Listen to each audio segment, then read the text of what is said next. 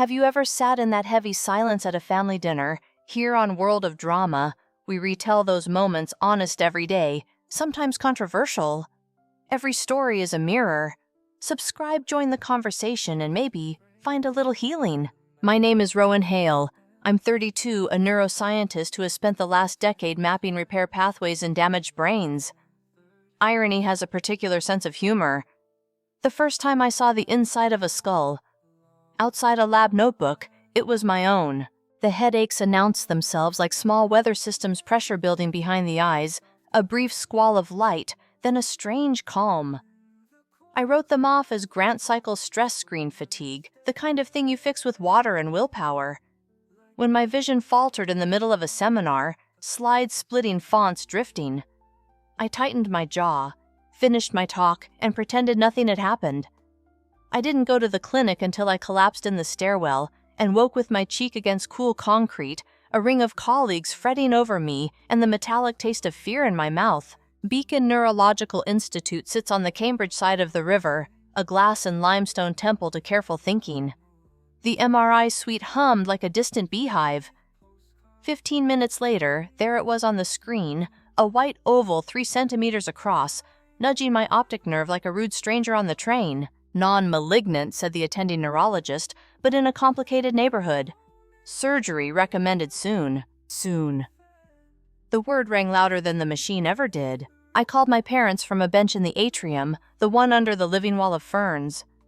My father, Edward Larkins, is a hospital executive whose name appears on brochures above phrases like patient experience and strategic vision. My mother, Celeste, arranges charity luncheons with roses cut to identical lengths. My younger brother, Theo, is apprenticing for our father's brand of influence, an MBA gloss on inherited certainty. Dad listened quiet, the way he does when he's accounting for outcomes. Who else knows was his first question. Me, I said. And now you. We don't want speculation. These procedures are common. Keep things contained. As if fear were an infection you could isolate with polite language. Sunday dinner at their Back Bay townhouse ran like a script. The table was long. The silverware did not dare clink. Dad dissected his steak with surgical neatness. Let's not dramatize, he said, as if he were calling in a meeting agenda. It's a growth. Routine intervention. Schedule it for a Friday. You'll be back by midweek. I'll make sure you have a private room. Fewer eyes, fewer questions. Mom passed potatoes and seconded every sentence. Theo, all cufflinks and ambition, chimed in with a kind of loyalty that looks like care until you read the fine print. Dad's right, Ro. Optics matter. You don't want people thinking you're compromised. I heard myself laugh a short sound with no humor in it. There's a mass in my brain, I said. Compromised is baked in. They didn't argue. They rephrased. That became the pattern. When I told my PI I'd be out for surgery, Dad rebranded it as a minor procedure Rowan's getting done. He called me once to remind me not to email the department list. Send individual notes he advised fewer threads. Surgical consent is a stack of paper thick enough to doorstop a house. Risks unfurl in tidy type vision. Changes motor deficits, infection anesthesia complications. I signed with a hand that shook, and still, the shaking felt theoretical, something that belonged to a future version of me who had time for being afraid. Then I met the surgeon. Dr. Ada Keating showed up to the consult with her scrub cap, peeking from a pocket dark hair pinned with pragmatic brutality. She had the unimprovable calm of someone whose hands have learned to be brave faster than her voice. She studied my scans, then looked directly at me. Non-malignant is good, she said, but there's nothing minor about opening a skull. We'll plan for intraoperative monitoring. We'll protect the optic nerve. You'll need real recovery time. You're allowed to be scared. I hadn't realized I was waiting for permission until she gave it. Surgery day arrived under a sky clear enough to make promises it couldn't keep. I watched the admissions clock count minutes in square obedient digits. Dad checked his watch to match it. Board meeting at 11, he murmured to Mom, who nodded as if time could be tamed by agreement. They kissed my cheek like I was leaving for a business trip. Theo texted me a thumbs up and an acronym GL from a conference room in the financial district. A nurse threaded an IV. My arm flushed cold. Dr. Keating touched my shoulder, steadying a world that wanted to tilt. "We're ready," she said. The ceiling light slid past as if the room were moving, and I were fixed in place. There is a kind of darkness that isn't absence. It's full of hands and voices. When the anesthesia let me go, it returned me in pieces. Sound monitors a far-off cough, sight white ceiling tiles quilted with dots, pain bright, insistent, honest. "The recovery nurse," her badge said.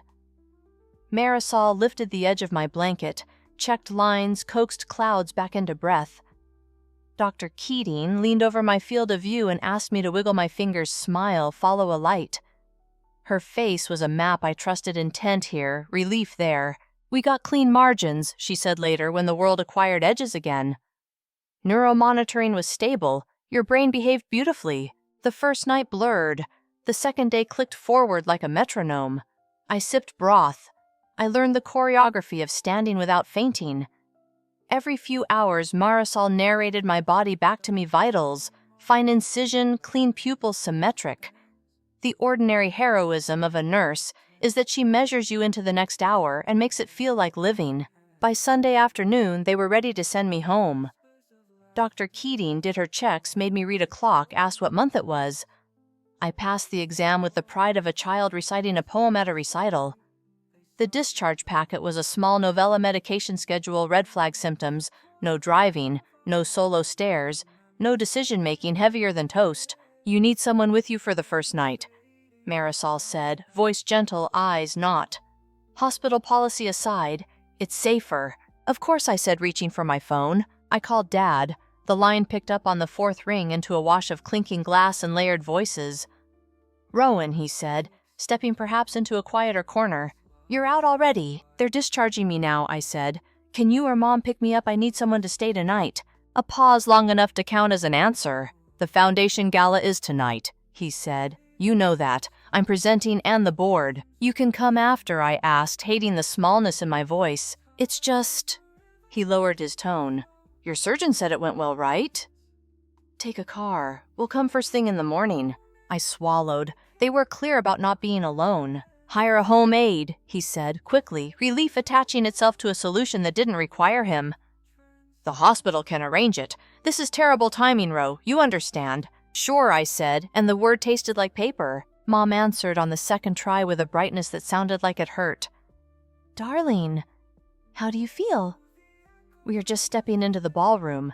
Your father is—" "I need a ride," I said, "and to not be alone." "Oh, sweetheart, the gala. Could Alyssa from your lab? She's in Chicago, conference." "Well," Mom said softly, as if volume could make it better. "We'll call you after the award." "You rest." Theo texted while I stared at the wall. "Proud of you. Dad's big night. Can't duck out. You've got this." He attached a flexed bicep emoji that made something in me go very, very still. I told Marisol what they'd said.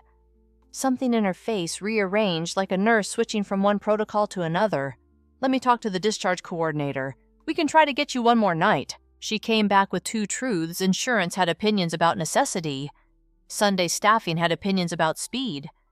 She made calls anyway, the phone pressed to her shoulder, her pen writing the same word twice, then harder. I sat on the edge of the bed in the clothes I'd brought to feel like myself again. Soft shirt, loose jeans that did not yet understand a new seam on my scalp. The room smelled faintly of antiseptic and lemon. The hallway clock ticked louder than any nerve. I am good at lists. Here is what I did: inhale to a count of 4, exhale to 8. Placed my pills in the little plastic well-marked PM. Rehearsed the walk from the curb to my third-floor apartment without an elevator. Imagine dropping the key. Dr. Keating stopped by one last time, checking the chart that sutures my face. "Text the on-call number if anything feels wrong," she said. "Headache worse than post-op baseline vision changes fever. Don't negotiate with those."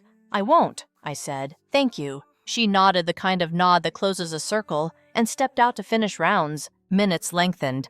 In the liminal hour between shift changes, hospitals go quiet, the hum beneath things still there, the footsteps fewer.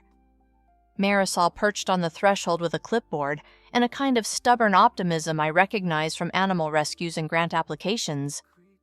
"We'll figure this out," she said. "You won't be left alone." I believed her because she said it like a promise and a plan. My phone lit up again this time with a photo from a colleague. A crystal chandelier, a sea of black fabric and bright smiles, a stage washed in light. In the foreground, a placard Beacon Foundation annual gala. I pinched the screen and found my parents at a table near the front. My father mid-speech, one hand lifted. My mother clapping with her chin raised just so. Theo leaned back laughing, his champagne glass shining. I turned the phone face down on the blanket. The IV pump clicked. Somewhere 2 doors down, a television laughed for me. Marisol reappeared. Exhale, telegraphing the bureaucratic answer I already knew. We couldn't get the extra night approved, she said, but social work is calling through the home care list. It's slow on weekends. Okay, I said. I can walk you down. Make sure the driver gets you upstairs, she offered. We'll send you with a printout, a thermometer, an extra set of dressings. The tears surprised me by being quiet. They arrived without spectacle, like weather arriving on time. Marisol handed me a tissue and did not pretend it was about logistics. You're not overreacting, she said. You had brain surgery. The discharge packet lay open beside me, all instructions and dotted lines, as if clarity could be stapled. I watched the door and the clock in alternating turns. The light outside the window changed from yellow to the color of cut steel. In the end, what I had was a paper bag of medications, a number to call after hours, a nurse who refused to let me feel like a problem, and a cab on its way to the front entrance. I held on to those facts because they were the ones that would get me across town. Everything else could wait. The elevator dinged somewhere beyond the ward. I listened to it arrive and depart, and counted the floors between. The elevator kept arriving and departing like a tide I wasn't strong enough to fight. Marisol checked the hallway, checked me, checked the paper bag of prescriptions, her pen tucked behind an ear. Somewhere on the unit, a printer spat out another set of discharge instructions for someone else's body. Car's 5 minutes out, she said. I'll ride down with you. A pair of footsteps came quick and clean, stopping in the doorway. Dr. Keating still wore scrubs, her hair released from whatever had disciplined it earlier. The calm that steadied rooms seemed to travel with her. I came to sign a final order, she said, then took in the scene, the bag, my jacket, the shape of my face. Why are you dressed? Home, I said. Insurance won't. Who's staying with you? I opened my mouth. The answer felt like a piece of ice I couldn't swallow. No one, I said finally. My family has an event. Marisol shifted the smallest move that said more than words. Dr. Keating's gaze flicked to the clock, the window, the chart back to me. Cancel the car, she told Marisol, already fishing her badge from a pocket. I'll take her. You don't have to, I began. I know, she said. Let's keep you upright and breathing for 1 more day, then we'll call it charity. The relief made me dizzy. Dr. Keating signed something with the speed of a person used to clearing obstacles, then shouldered my tote with an ease that refused to feel like pity. Marisol wrapped a scarf around my neck, though it was October and the air indoors was warm. I'll walk you to the garage, Marisol said. Text when you land. Traveling through the hospital as a civilian felt illicit. We passed volunteer carts with puzzle books and peppermints, a mural of whales rising toward a painted sky, a family asleep in a waiting room with their shoes off, and their grief neatly stacked between them. The elevator ride down tugged at my stomach. Dr. Keating kept one hand hovering near my elbow, not touching unless I tilted. Her car was a blue hatchback that had lived a practical life. The seats smelled faintly of coffee and lemon cleaner. She adjusted the passenger seat back 2 notches, then looked at me over the roof. Motion okay? Motion is negotiable, I said. I'll tell you if the treaty fails. She smiled without making it a performance. Marisol handed over the envelope of instructions, the paper bag, and a plastic cup with a spare set of dressings. You call if you need anything, she told me, then aimed an extra look at Dr. Keating that contained both gratitude and the authority of those who see everything. The garage air was colder than the hospital air. My skin noticed. Cambridge slid by in rectangles of brick and light. I told Dr. Keating which exit to take, which turn would avoid a pothole big enough to name. She drove the way she operated economy of motion attention without fuss. Dizziness, she asked at a red light. Present but polite, I said. Pain's honest, at least. Honesty is something to work with. We climbed the 3 flights to my apartment, one careful step at a time. The world narrowed to rail riser breath. Inside, my living room blinked at me, as if I'd left in the middle of a sentence, which I had. houseplants leaned toward the window books slouched into comfortable positions. Dr. Keating took a tour as if to memorize escape routes. Couch, bathroom, kitchen, the lamp with a reliable switch. "Let's stage," she said lightly, and began moving small things to where they would matter. Thermometer on the coffee table next to the pill organizer. A bottle of water within reach. Spare pillows arranged to keep my head higher than my heart. She made tea, not because tea heals, but because steam proves the world still has warmth in it.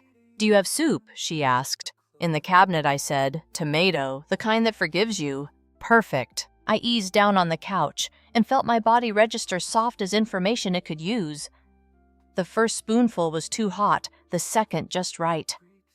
Between sips, she asked me to recount the last dose times, then wrote them on a sticky note in block letters that would read clearly even if my eyes blurred.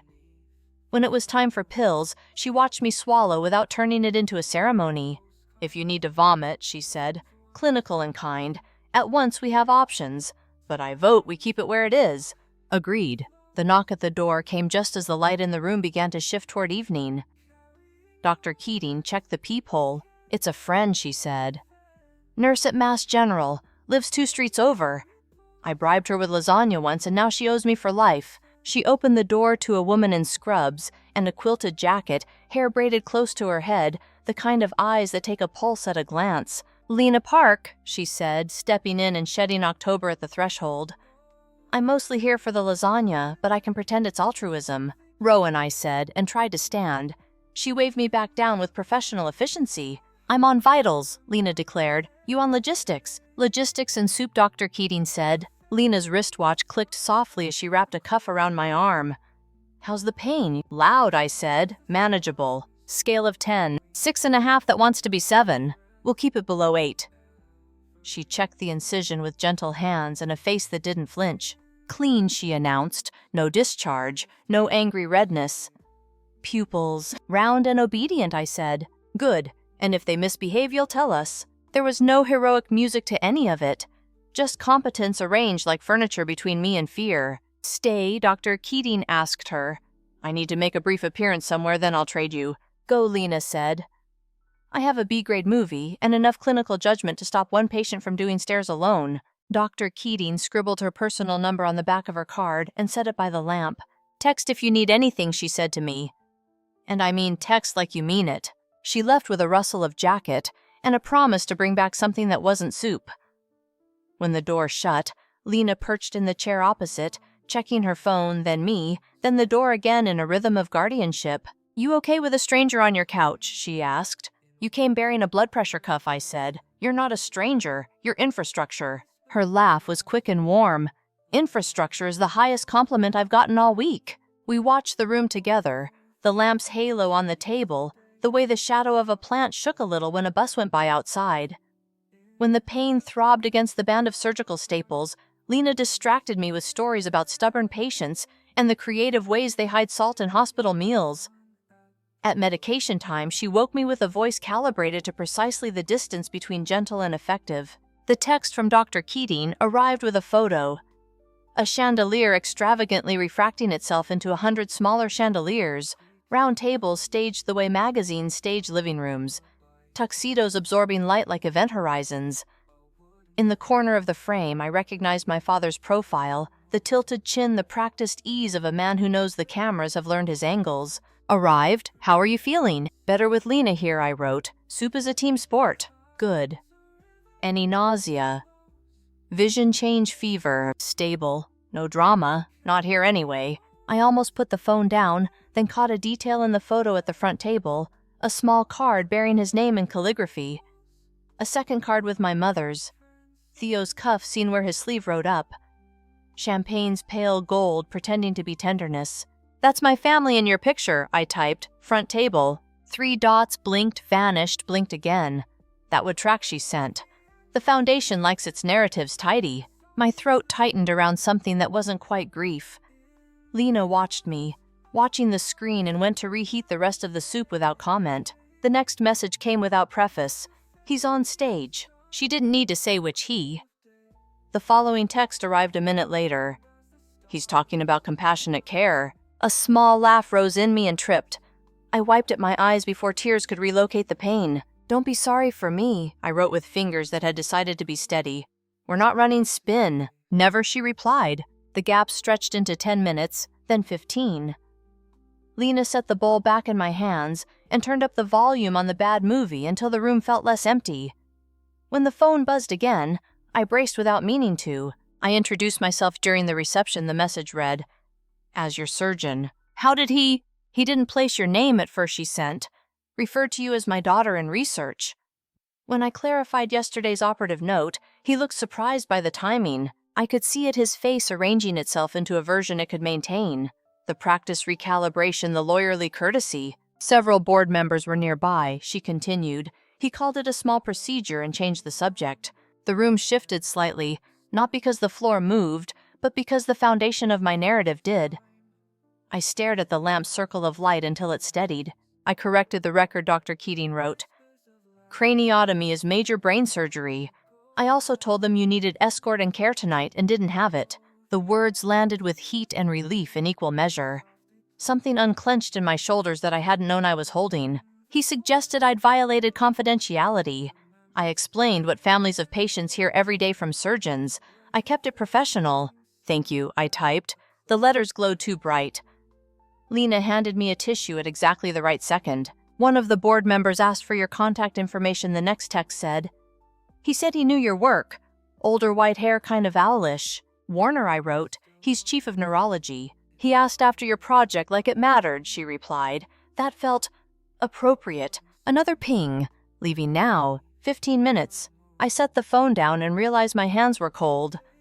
Lena tucked the blanket tighter around me and took my temperature with a practiced touch. "Normal," she said. "Body is doing what it should." "I don't feel normal," I said. "Good," she said. "Normal is a story we tell. You're healing, which is different." She helped me to the bathroom and back with a patience that made the journey less than it was. I lay down and watched the ceiling as if it might answer something. The front door opened 10 minutes later. Dr. Keating stepped in and shook off the night. "How's your head?" she asked. "Attached," I said. "Functional." "Emotional weather variable." "Vitals," she asked Lena. "Good," Lena said. "Pain holding at a cranky 7 that thinks it's a poet." Dr. Keating smiled at that, then crossed to the kitchen, returned with a glass of water. She didn't make me ask for, and sat in the chair by the couch as if we'd planned it. She didn't narrate the gala. She didn't offer commentary. She asked me to follow her finger with my eyes, then told me to rest. When I hovered between sleep and the place just before it, I heard the low rhythm of their conversation. Two professionals moving quietly around a patient's living room, keeping watch the way you keep a lighthouse.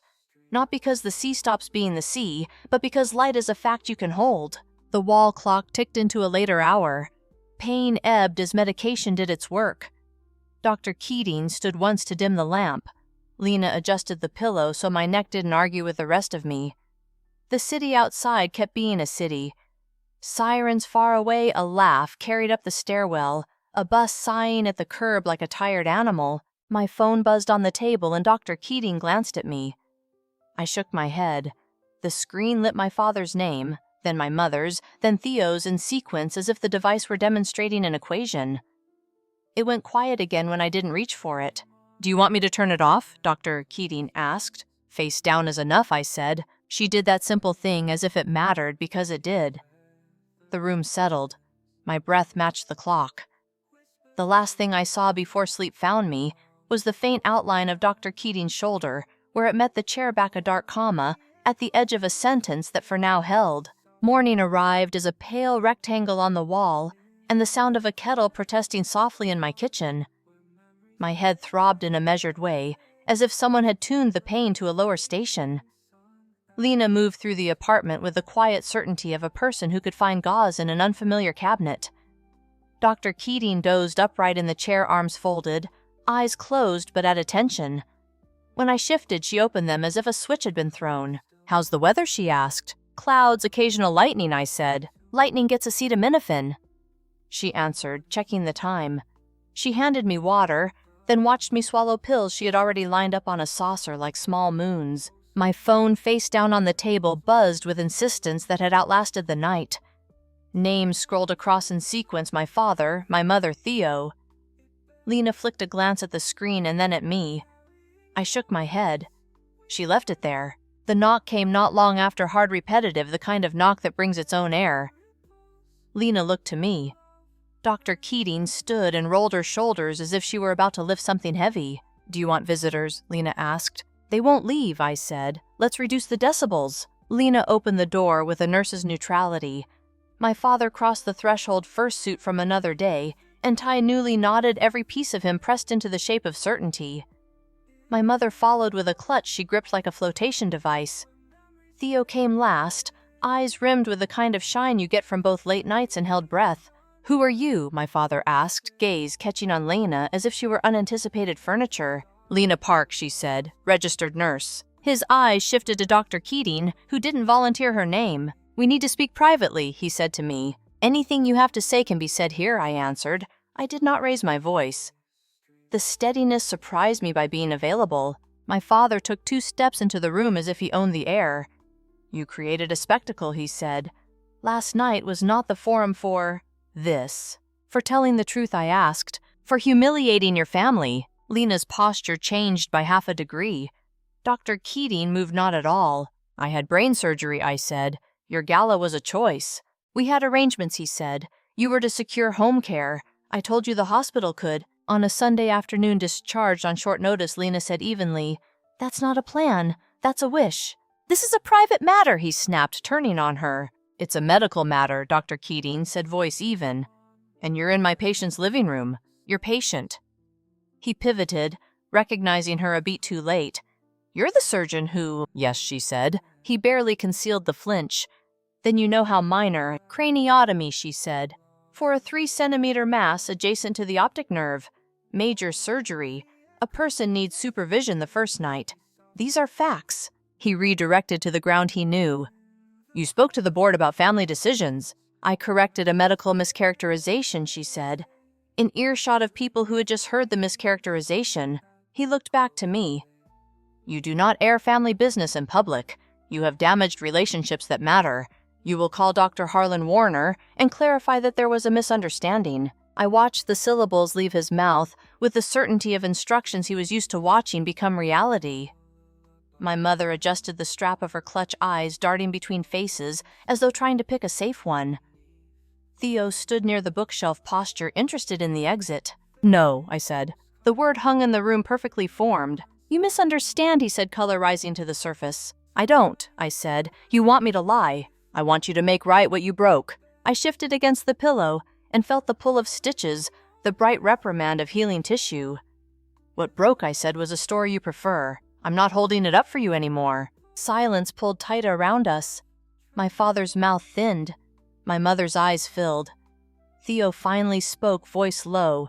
"Ro, he's asking for a call, that's all." "That's not all," I said, looking at him.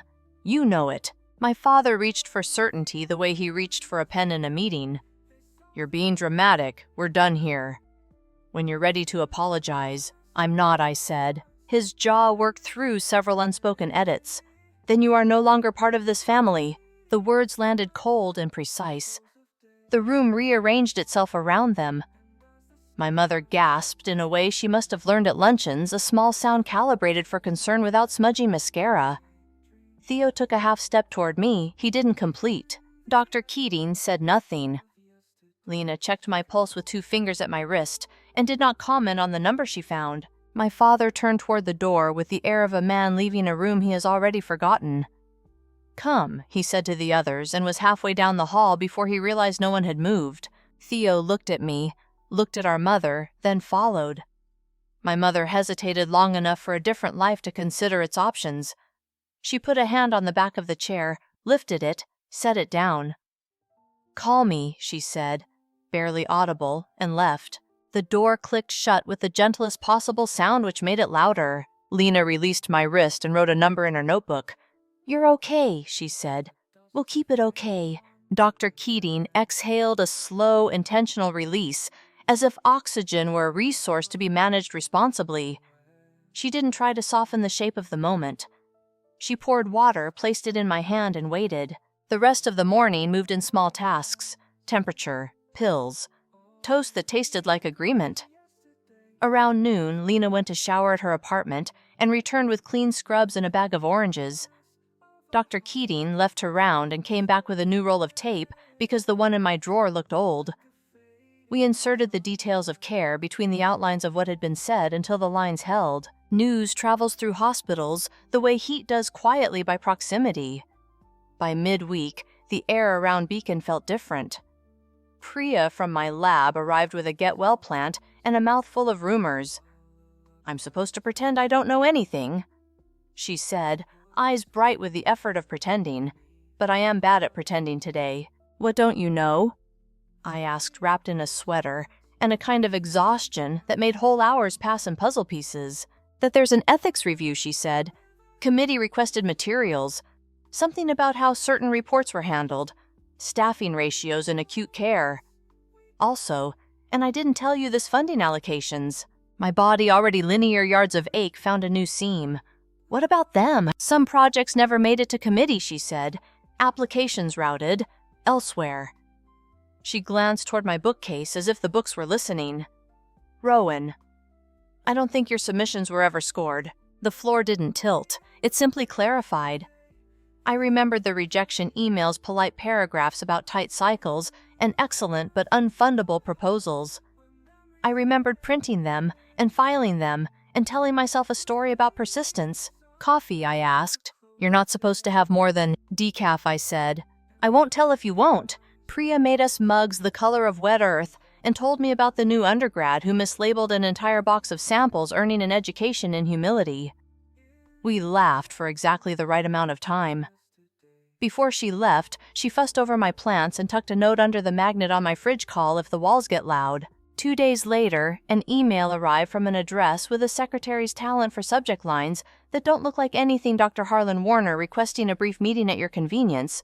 "No urgency. Please prioritize recovery." I met him at a coffee shop 3 blocks from my apartment because I could walk that far, and because the idea of Beacon's hallways made my chest tight. He arrived exactly on time, with a scarf the color of quiet, and hands that looked like they had been gentle for a long time. "How are you feeling?" he asked, and he didn't ask it like a preamble to another question. "Held together," I said. "Thank you." He nodded, ordered tea, and waited for it to cool as if patience were a habit. "I want to apologize for how you were treated," he said, "and for the way your work has been handled." I watched steam ribbon into the light. "What do you know?" "Enough to be angry," he said softly. "I can confirm that your recent internal funding applications were intercepted before reaching review. That should not have happened." The sentence settled into me like a weight that finally acknowledged itself as a weight. "Why?" I asked. He looked at me over the rim of his cup. "I can infer motives. I prefer facts. The fact is, your work warrants attention it did not receive." We spoke about the project that had pulled my days into careful focus for 2 years, coaxing neurons toward repair with a compound that behaved like a patient teacher. He had read the preliminary paper, knew my figures well enough to ask what I would redo if I had the budget to try again. His questions mapped the room with light. "There's an administrative change underway," he said at last. "Our head of neuroscience is taking early retirement. We're restructuring.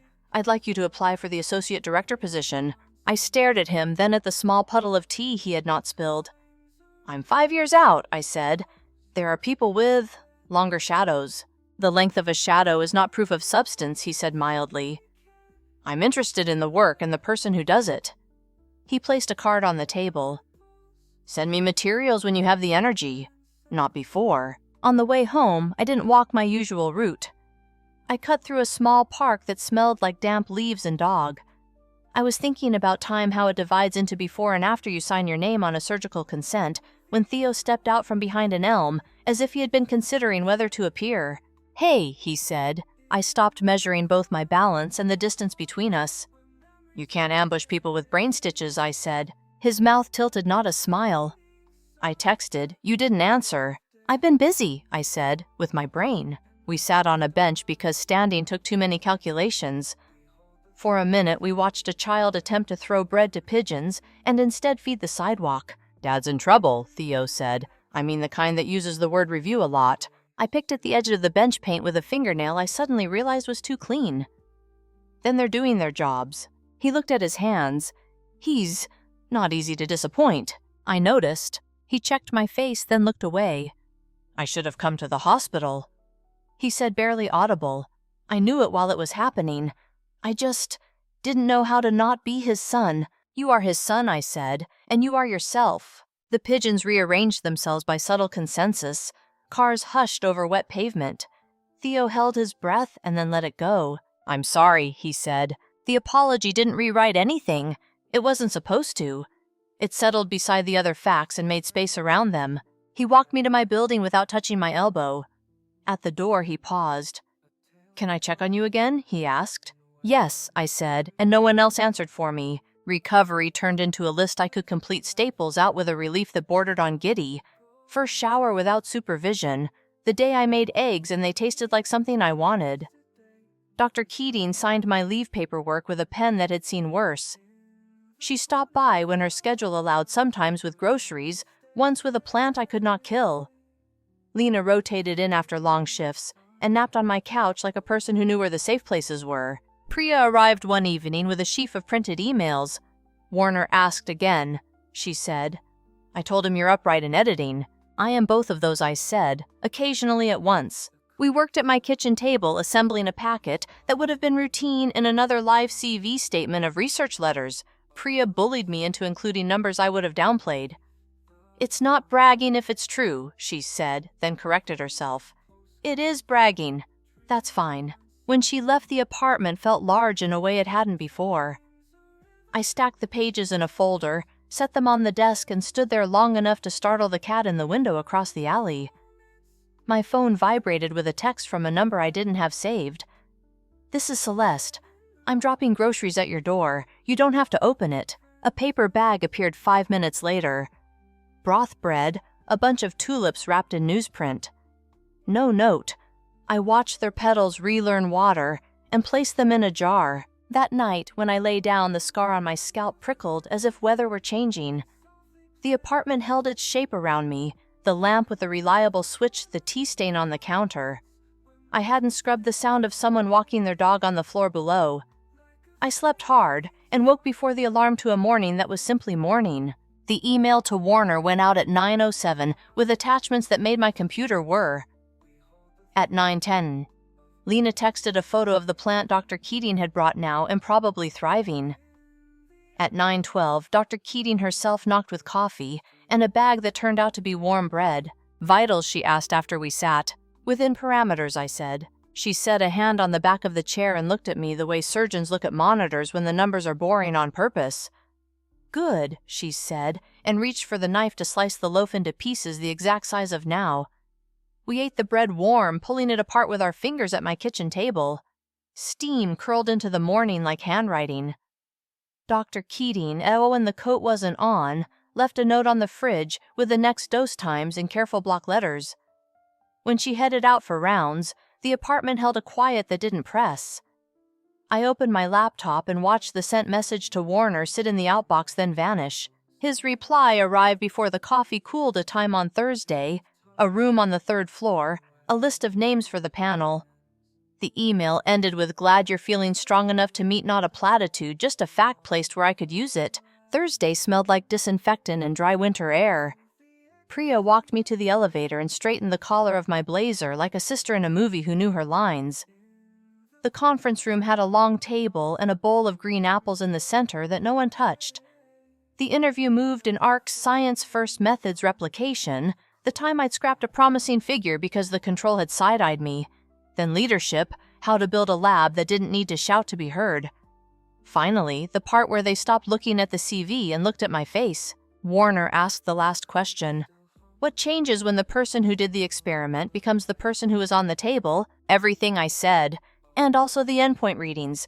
They still have to make sense." He nodded, as if that was the answer he had expected to be true. I walked home with my coat unbuttoned, the cold bright enough to be a kind of proof. The staples were out, the scar taut when I raised my eyebrows, the world on a small tilt that I could correct with a pause and a hand on a wall. In the afternoon, Celeste texted a photograph of a watercolor palette and the caption, "First day back in class. Wish me luck." I typed luck and deleted it, then wrote, "Send me your favorite brush," and hit send. The offer arrived a week later in formal language that translated to a door opening. Associate Director of Neural Repair. Start date on the 1st of the month. The number attached to the internal funding line made me sit down. Priya whooped in a way that would have startled mice. Warner shook my hand in the hallway and said, "Let us know what you need to begin," and meant it in a way that didn't ask for performance. Ada showed up that night with a plant in a terracotta pot and a bottle of seltzer. To fizz without consequences, she said, clinking rims. Lena stopped by after her shift and fell asleep on my couch 10 minutes into a comedy I'd already seen. When she woke, startled, she apologized to the room. The room forgave her. The new office had a window that stared directly at the river, its surface banded with skiffs of ice that broke and mended depending on the hour. I brought 2 books, a mug with a chip that didn't matter, the plant Ada had brought determined to live, and a photograph of neurons stained into a parade of stubborn fireworks. People came with questions and access codes. A carpenter measured a wall for shelves. Someone set an empty corkboard on the floor and leaned it where it wouldn't fall. Work collected around us with the relief of gravity returning. Priya trained 2 new hires, the undergrad who had mislabeled everything learned to unmislabel with humility, and a permanent Sharpie. The compound behaved, then misbehaved, then told us in numbers what it needed to behave again. On a Wednesday, the incubator beeped in protest until Lena wandered in on her break and fixed a sensor with a look that would have shamed a more sentient machine. She started appearing on purpose, a crosswalk between floors. The faculty dinner arrived like a date you don't put in your calendar, as if omission could make the night skip you. Same hotel as the GALA, different flowers. The carpet remembered. I stood near the back with a glass of water and watched the tide of black fabric advance to the stage and retreat again. Conversations made little eddies. Recognition judged distance and decided. I saw my father by the bar, his posture morphed into an approximation of what it had been. Enough angles kept some ease misplaced. He noticed me a half-second later than he would have last year. We were alone by proximity. Everyone else had the good manners to manufacture errands. "Rowan," he said. "Congratulations." "Thank you," I said. The stem of the glass bit into my palm. I barely noticed. He looked toward the stage, then back. "You'll be at the budget meeting next week," he said. It wasn't a question. It wasn't quite possession either. "If I'm on the invite," I said. My calendar's being civilized. A corner of his mouth moved. It might have been humor. It might have been the memory of it. He cleared his throat. "Your mother would like you to come for dinner on Sunday. At 7. "I'll check my schedule," I said, and took a sip to occupy my mouth. "Good," he said. He seemed about to add something, then didn't. Instead, he nodded the way men nod when nothing is wrong and left. Warner appeared at my elbow with a plate of canapes. Even the plate couldn't justify. "They call this a crab cake," he said, "but I have known crabs and I have known cakes." "Do you require a witness?" I asked. "No," he said dryly. "Just someone who will eat the evidence if I can't." I took one and let the flavor confirm exactly what he'd implied.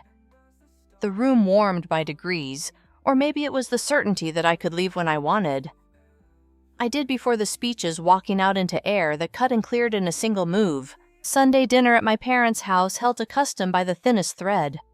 The table set the same, the seating chart somehow different. Celeste had made coq au vin, and her hair was less careful. She asked how the plant was doing and rolled her eyes when I told her it was thriving without my help. "I've been drawing pears for a week," she said. "They pretend to be simple until you put water on them." "Everything does," I said. Theo arrived late and placed his keys with exaggerated care on the tray by the door. He poured me water and himself something stronger, then hovered on the edge of my conversation with Celeste, like a boy watching a pool he's not sure he's allowed to climb into. Later in the kitchen, collecting plates, he said I meant what I said in the park. "I know I said." He glanced toward the doorway. "He thinks you'll come back." To the way it was. "I won't." "I know," he said again, but this time he looked tired, which felt like honesty. Between dinner and dessert, Celeste showed me a small sketchbook, edges frayed from being used. Her line was steadier than her voice. I asked to borrow it, then didn't. She tucked it into her bag with a possessiveness that pleased me. Late winter became early spring, the way it always does in this city. Snowbank crocus puddle, a week of rain that explains rust to everything. In clinic, Ada adjusted her schedule the way only someone with too many responsibilities can, adding a chair in an office where a family could sit and not apologize, calling in favors for a patient whose brother needed a ride, building a list of people who would show up for an evening just to sit in a room where someone was recovering and shouldn't be alone. "What is this?" Lena asked the first night we put names in a spreadsheet. "A rota, a promise," Ada said. "We didn't give it a name. It found one on its own." Word moved down hallways by the usual routes. A social worker sent a patient who had no one. A resident signed up on a Thursday between overnight and clinic. A retired librarian brought crossword puzzles and a thermos of soup that belonged to another century. I sat in occasionally when I could not because I was needed, but because I recognized the shape of the rooms. At 6 months, I returned to the MRI suite I knew too well. The tech remembered my socks. The machine's noise crowded out thought and then delivered it back in hard slices. Ada scrolled through the images, the light from the monitor washing her features into something that looked like a study. She didn't make me wait. "Clean," she said. "Healing looks textbook," after we walked to the lobby for coffee that pretended to be coffee. The plaque by the elevator was new. A small rectangle of metal engraved with a sentence about ensuring patients aren't alone after major procedures. No names, just the sentence. "Lena bullied administration into mounting it," Ada said. "Apparently things exist more when they're bolted to walls." "She's not wrong," I said. The river outside the window had stopped carrying ice. A rower cut a line through it precise enough to grade. Priya texted a photograph of the incubator behaving and the caption, "Good citizen." Warner emailed a question about a grant that did not have the word intercepted attached to it. Celeste sent pears, not drawings, but the fruit itself wrapped in paper like something that had been loaned and expected back. On the anniversary of the surgery, I woke before the alarm. The scar itched in the way healed skin sometimes does when the air changes. I dressed and walked to the river. On the footbridge, I stopped where the wind made a small theater of people's coats and watched 2 gulls argue over a bagel no one needed. The day smelled like damp stone and coffee. My phone vibrated with a message from Theo. "I'm outside." "Coffee." He appeared holding 2 cups and the sheepishness that seemed to have replaced his swagger. "Congratulations," he said. "For what?" "For still being here," he said, then looked as if the words had surprised him by being exact. We stood shoulder to shoulder without touching, steam climbing from our cups. He talked about looking at apartments on the other side of the river. I told him the plant was aggressively alive. We parted at the corner with the easy awkwardness of people relearning each other. Back in my office, the morning held its shape, emails, triage plates, spun a meeting that ended on time. The lab hummed at a register that comforted. I set a small vase of Celeste's pears on the windowsill and watched them regard the light as if it belonged to them. At noon, Ada tapped the door with the back of her hand and set down a container from a place that knew how to make soup. We ate with the river in the periphery and the sound of a centrifuge 3 rooms over, reminding time to behave. When she left for surgery, I slipped on gloves and stepped into the lab long enough to watch a culture plate bloom under fluorescent cells, answering questions in a language that for once I could read. The scar tingled and then forgot itself. Outside, a siren stitched across a few blocks and loosened again. I returned to my desk and opened the draft of a paper I knew better than my own handwriting, and the day moved steady as a heartbeat you've finally decided to hear. Thank you so much for listening to today's story. If this story resonated with you or made you reflect, I'd love to hear your thoughts, so feel free to share them in the comments below. And don't forget to like, subscribe, and hit the notification bell so you won't miss the next story. I'll see you next time as we continue exploring more journeys and lessons together.